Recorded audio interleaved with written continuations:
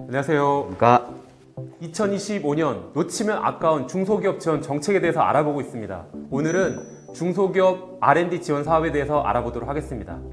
담당자분 인사 부탁드립니다. 네, 안녕하십니까. 중소벤처기업부 기술개발과 이종호입니다. 오늘은 2025년 중소기업 기술개발 지원 사업에 대해서 상세히 소개해드리겠습니다. 사무관님, 제가 최근에 뉴스를 보니까 2025년도부터는 하늘을 나는 택시가 상용화 될 거다 이런 기사가 있더라고요. 그런 기사 보셨나요?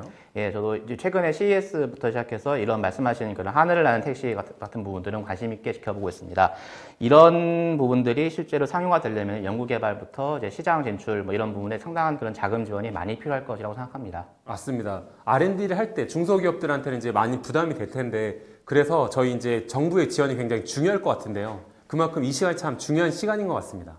예, 그렇습니다. 그래서 오늘은 2025년 중소기업 R&D 지원 사업이 어떻게 구성되어 있는지 자세히 말씀드리겠습니다. 네, 그러면 2025년도 중소벤처기업부에서 지원하고 있는 R&D 지원 정책의 좀 방향성 간단히 설명 부탁드립니다. 예, 올해 정부가 총 1조 5,214억 규모의 중소기업 기술개발 지원 사업을 발표를 했고 올해 R&D 지원 사업은 크게 시장에 도전하는 혁신적인 R&D 생태계를 혁신하는 네트워크형 R&D, 그리고 재정 투입을 효율화하는 R&D 이렇게 세 가지 분야로 추진됩니다. 네, 굉장히 이제 폭넓은 지원인 것 같은데요. 중점을 둔 중점 분야가 있을까요? 우선 올해에는 12대 국가 전략 기술과 탄소 중립 기술 같은 그런 전략 분야에 예산을 집중 투입할 예정입니다. 그래서 이를 위해서 중소기업 기술혁신 개발 사업의 경우에는 전체 예산의 50% 이상을, 그리고 창업성장 기술 개발 사업의 경우에는 40% 이상을 전략 기술 분야에다 배정을 할 계획입니다. 네, 그럼 중소기업들한테는 굉장히 큰 기회가 될 것 같은데 작년 대비해서 올해 달라진 점들은 어떤 게 있을까요? 작년에 중소벤처 R&D 미래전략 라운드 테이블을 통해서 그 민간 전문가들의 아이디어를 적극적으로 반영을 해서 여러 가지 프로그램들을 신설했습니다. 대표적으로 인증실증 달성형 R&D, 글로벌 협력형 R&D, 공동 효과형 R&D, 기술 이전 사업화 R&D 이런 사업들이 이제 그런 프로그램들입니다. 이걸 통해서 중소기업이 글로벌 경쟁력을 갖추어 나가는 것을 보다 효과적으로 지원하고자 합니다. 네, 아까 이제 혁신형 R&D라고 말씀하셨는데 혁신적인 R&D에 대해서 먼저 설명 부탁드릴게요. 12대 국가전략기술 분야와 탄소중립 기술 등 전략적인 기술 개발에 저희가 집중하겠다라고 말씀을 드렸습니다. 그러니까 이걸 통해서 새로운 시장을 개척하고 그리고 이제 사업화해서 이제 글로벌로 진출해 나가는 것을 지원하는 것이 목표입니다. 예를 들어서 AI 기반 스마트 제조 기술이라든가 아니면은 친환경 소재 개발 같은 그런 프로젝트에다가 집중적으로 저희는 지원을 할 계획입니다.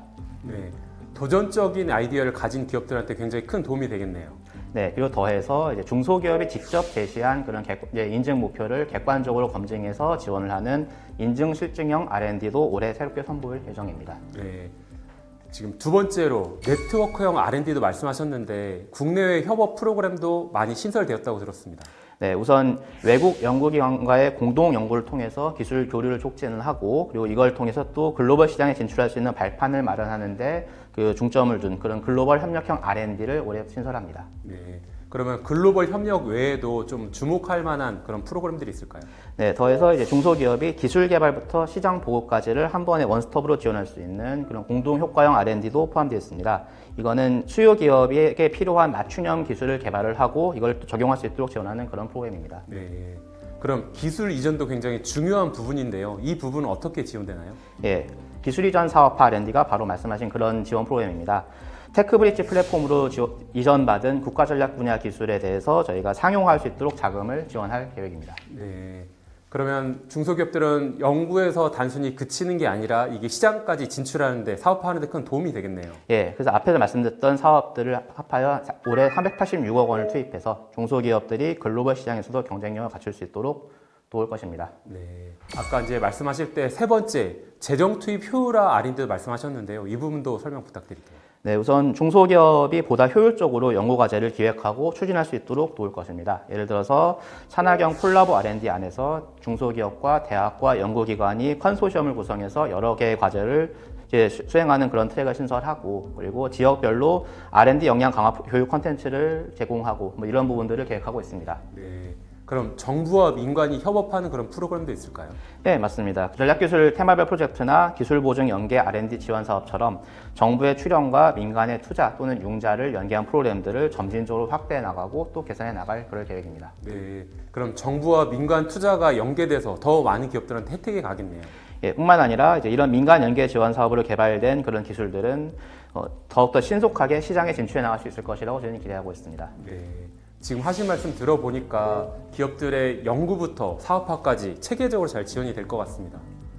네, 그래서 이런 지원 사업들을 통해서 중소기업들이 기술 개발뿐만이 아니라 어쨌든 시장에서도 그런 성공적인 결과를 만들어 나가고 그리고 성장해 나갈 수 있기를 기대하고 있습니다. 네, 말씀해주신 사업들이 각기 좀 다른 특징을 가지고 있지만 더 많은 기업들한테 체계적인 성장을 잘 지원하고 있는 것 같습니다.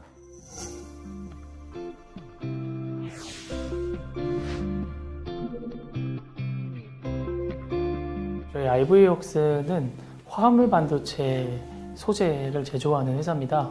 그래서 지라갈륨이라고 불리는 겐 반도체 소재를 만들고 있습니다. 중기부의 스케일러 팁스라고 하는 지원 사업이 있었고요. 그 스케일러 팁스 지원 사업으로 투자 연계형 R&D와 투자형 R&D 이제 두 가지 지원 사업을 동시에 받았었습니다. 새로운 제품에 대한 수요가 있었고 그 수요를 대응하기 위해서 선제적으로 기술 개발을 해야 되는 상황이었는데 그와 관련된 연구개발 과제로 그 실질적인 그 기술을 개발을 성공적으로 완료했고 이로 인해서 실질적인 사업화까지 지금 진행이 되고 있는 상황입니다. 그러면 이런 R&D 사업에 참여하려면 어떻게 해야 되나요? 저는 중소벤처기업분 누리집, 기술개발사업 종합관리 시스템, 범부처 통합연구지원 시스템에서 통합공고가 이미 올라간 상태이고 여기에서 후속 그 세부 사업별로 공고를 확인하신 후에 온라인으로 신청하시면 됩니다. R&D의 지원 정책 방향, 주요 주목할 정책들 이렇게 말씀해 주셨는데 마지막으로 R&D 참여를 준비하시는 기업들에게 한 말씀 부탁드리겠습니다. 네, 혁신은 이제 선택이 아닌 필수입니다. 여러분들의 아이디어가 세상을 바꿀 것이라 믿습니다. 중소벤처기업부는 그러한 여러분들을 적극적으로 지원할 것입니다. 중소기업 R&D 지원 사업 이제 바로 도전하시길 부탁드립니다. 네, 오늘은 2025년 놓치면 아까운 중소기업 정책, R&D 정책에 대해서 알아봤습니다. 중소벤처기업부는 중소벤처기업 여러분의 도전과 성공에 함께 하겠습니다. 이상으로 영상 마치겠습니다. 감사합니다.